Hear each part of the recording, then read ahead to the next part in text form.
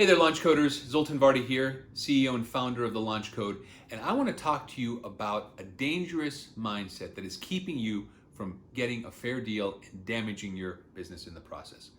I mentor some of the smartest, most dedicated entrepreneurs in the world, but I'm shocked at how many times I find that they're unwilling or unable to stand up for themselves when they develop their customer relationships.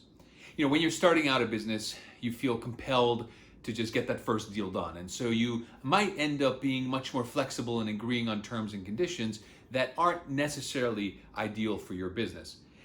These sort of one-sided agreements may feel okay at the start, but they are going to damage your business in the long term. Getting a fair deal in any business relationship is not guaranteed. All right? You need to communicate your value, approach the discussions with confidence, and be prepared to walk away. Otherwise, you risk damaging your business in the long term.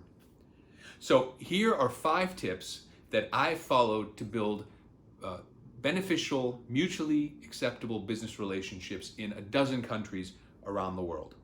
Tip number 1, communicate the value you offer. Every successful long-term business relationship is based on exchange of value, no matter the size of each party who's involved. So your value is the product or service that you deliver. Your business partner's value will most likely be some sort of financial commitment or some sort of distribution or access to a network. Make sure your business partner understands that you are only willing to do business if each party feels like they're getting a fair deal. Tip number 2, approach your negotiations and discussions with confidence. There's this great quote from Oprah Winfrey. She says, "You teach people how to treat you." And what that means is you set the tone for how that business relationship is going to develop over time. If you project an air of confidence that you know what you want, that you know the value you deliver, you will be treated fairly and you will get the same treatment in response. It's critical that you don't feel like you have to agree on everything, but you will be able to deliver everything you agree on. Of course, this doesn't mean you get to be a jerk or you get to be arrogant. There's a really, really fine line there between confidence and arrogance. Just make sure you stay on the right side of that line because nobody likes to do business with jerks. Tip number 3, remember, the customer is not always right.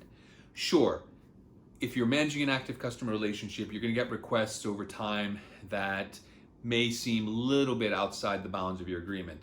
You can allow some sort of flexibility, but be careful. Don't agree to things that you don't think are part of your existing agreement, and make sure you generate additional value from anything extra that you do outside of the agreed terms.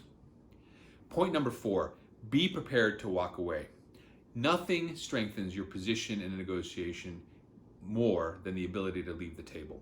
That sort of subconscious approach of just saying, look, I'm here to do a good deal. I'm here to do a deal that makes sense for both parties, but if it's not working out, I'm going to move on.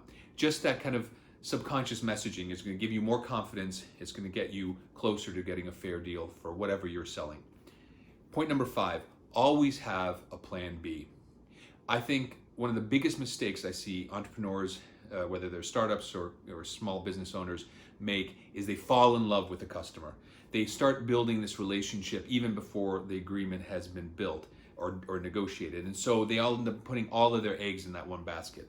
And sometimes deals fall through. It's just a matter of life in business. And so just be careful that you're always leaving options open. You always have a plan B for alternatives. Don't fall in love with that one customer because things can change unexpectedly. So here's the deal, guys. Building a long-term, mutually beneficial business relationship is what you should be aiming for. To do that, make sure you communicate the value you deliver, you approach the discussions with confidence, you remember that the customer is not always right, you are prepared to walk away, and you always have a plan B. If you follow all of these tips, I guarantee you will be closing more and more beneficial, successful deals and growing your business.